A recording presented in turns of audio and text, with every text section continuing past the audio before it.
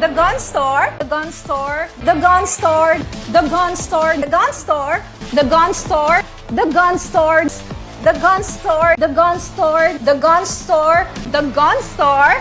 Yan, ito yung partner. Suot natin at pinakita natin na rifle kanina. Doon galing yung partner. Mo naman partner, mahilig tayo sa mga panlalaki, di ba? Construction, bikes, and guns. Ayan, kaya naka-The Gun Store tayo ngayon, partner. Kasi yun nga sa Everyday Guns TV, we featured a rifle. It's my favorite rifle actually. It's called CZ Scorpion Evo 3S1. Mamaya papakita ko yan sa'yo, partner. Bawal lang natin siya ikasa, pero actually this one, you can extend this.